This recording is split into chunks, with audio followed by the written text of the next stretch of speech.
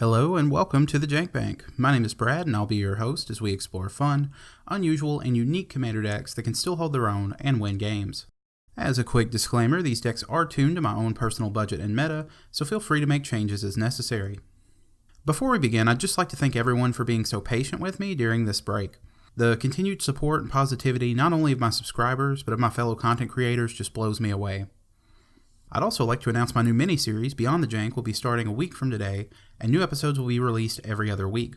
So I'll have new content coming for everyone once a week from now on.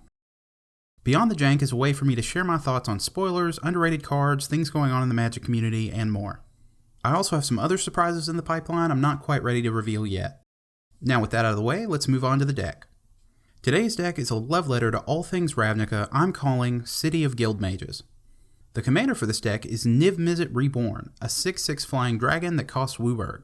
When Niv enters the battlefield, we reveal the top 10 cards of our library, and for each color pair among them, we put one of those cards into our hand, and the rest on the bottom of our library. When I first saw this card spoiled, I knew I wanted to build around it for the channel, but that was so much easier said than done. I tried Voltron, dragons, nothing really seemed to fit. Finally, I just started thinking about what I love about the Ravnica sets, and finally I landed on Guildmages. Guildmages are 2 CMC creatures with very powerful and very flavorful abilities. They are all searchable with Niv, and with the low mana cost we can easily empty our hand onto the battlefield in order to flicker or recast Niv and draw even more. With this newest Ravnica block, we now have a total of 30 Guildmages, and this deck runs every single one of them. Let's take a look, starting with Azorius. Azorius Guildmage lets us tap down creatures and counter activated abilities. Senate Guildmage lets us gain a bit of life and loot, and New Prov Guildmage can give creatures flying and detain permanents our opponents control. Orzhov Guildmage can make every player gain or lose 1 life. Vizkopa Guildmage can grant lifelink and drain our opponents whenever we gain life. And Syndicate Guildmage lets us tap down a creature with power 4 or greater, or deal 2 damage to an opponent or planeswalker. Dimir Guildmage can make a player draw or discard a card, but only at sorcery speed. Duskmantle Guildmage can deal damage to our opponents whenever a card is put into their graveyard and mill a player for 2. And House Guildmage can tap down a creature and it doesn't untap during the next untap step, or can let us surveil 2. Izzet Guildmage lets us copy an instant or sorcery we control with CMC 2 or less. Nivix Guildmage lets us loot and copies any instant or sorcery we control. And League Guildmage lets us draw a card or copy any instant or sorcery we control. Rakdos Guildmage lets us discard a card to give a creature -2/-2 until end of turn, and can also make 2/1 goblins with haste, but we have to exile them at end of turn.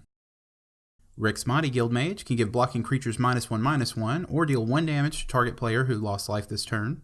And Cult Guildmage forces a player to discard a card at sorcery speed, or deals 1 damage to a creature or planeswalker. Golgar Guildmage lets us sacrifice a creature to return a creature from our graveyard to our hand, and can put a +1/+1 counter on a creature. Karazda Guildmage can give a creature +1/+1 and intimidate, or let us sacrifice a creature to make a number of saprolings equal to its toughness. And Swarm Guildmage can give all of our creatures +1/+0 and menace until end of turn, or gain us 2 life. Gruul Guildmage lets us sacrifice lands to deal 2 damage to a player, and can give a creature +2/+2 until end of turn. Scarred Guildmage can give our creatures trample, or turn a forest we control into a 4/4 elemental until end of turn. And Clan Guildmage can prevent a creature from blocking, or turn a land we control into a 4/4 elemental until end of turn. Boros Guildmage can give a creature haste or first strike.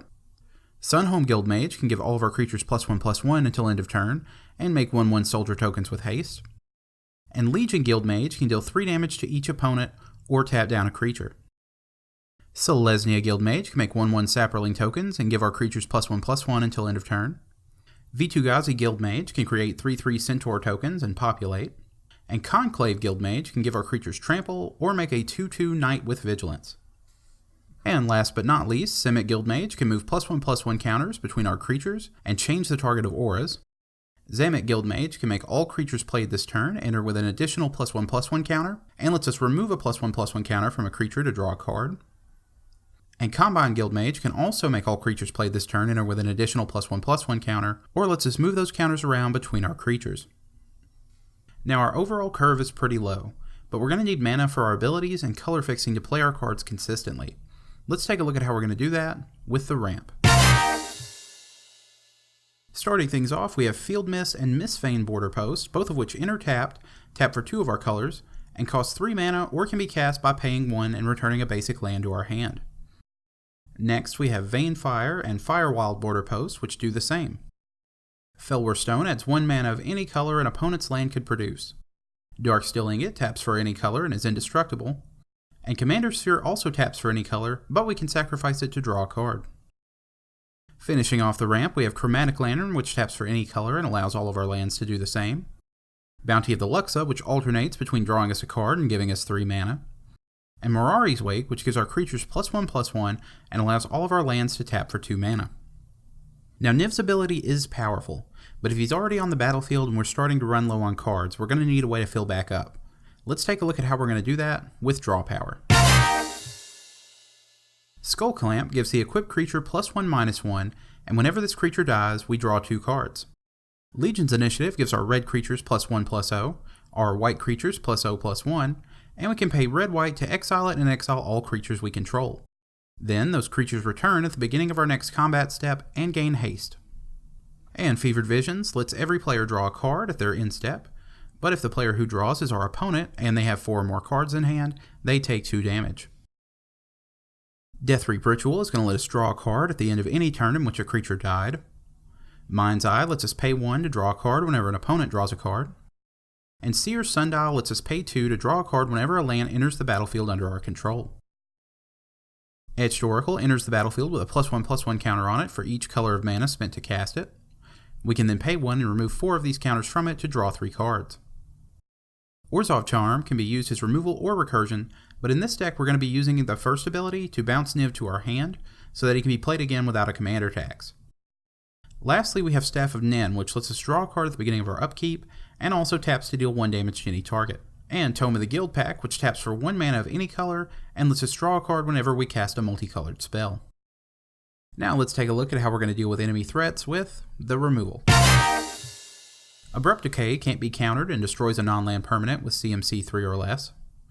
Wear and Tear destroys an artifact and or enchantment. And Terminate destroys a creature and it can't be regenerated. Next we have a bit of counter magic with Counter Squall, which counters a non-creature spell and deals 2 damage to its controller. Ionize, which does the same but can counter any spell. And Frilled Mystic, which has flash, and when it enters the battlefield we may counter a spell. Knight of Autumn can enter the battlefield with 2 +1/+1 counters on it, or gain us a bit of life, but more importantly can destroy an artifact or enchantment. Casualties of War lets us destroy an artifact, creature, enchantment, land, and planeswalker. Finally, we do have just a few board wipes with Supreme Verdict, which can't be countered and destroys all creatures, and Merciless Eviction, which lets us choose between exiling all artifacts, creatures, enchantments, or planeswalkers. And that's going to do it for the spells in the deck, so let's take a look at the lands that'll help us cast them. Arcane Sanctum, Crumbling Necropolis, and Frontier Bivouac each enter tapped and tap for 3 of our colors. Jungle Shrine, Mystic Monastery, and Nomad Outpost do the same, as do Savage Lands and Seaside Citadel. Next, we are going to be running all of the Guild Gates, as well as a copy of Maze's Inn, just for some added spice.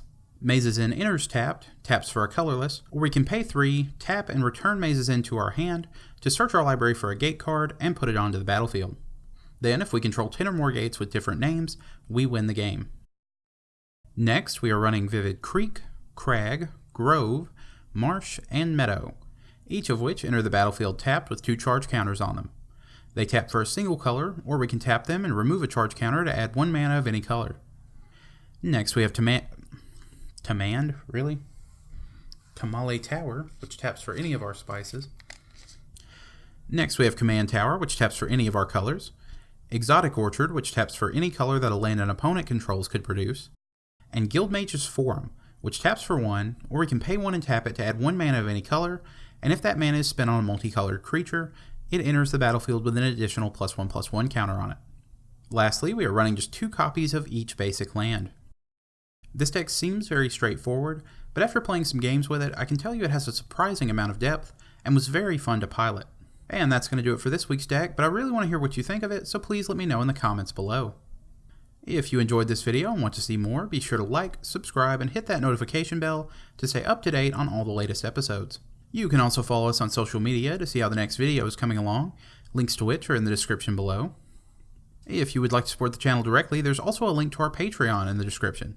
Being a patron has a lot of benefits, including early looks at the next episode, your name in the credits, and even a tier where you get a deck tech based on your own idea. I'd also like to say a quick thank you to everyone who has subscribed and left feedback so far, and a very big thanks to our patron, Walton Shelby Rollins. And with that, we bring the show to a close. See you next time, guys, and stay janky. The Jank Bank is part of the Creators Quarters community. For more great Magic content, click the playlist link in the top right.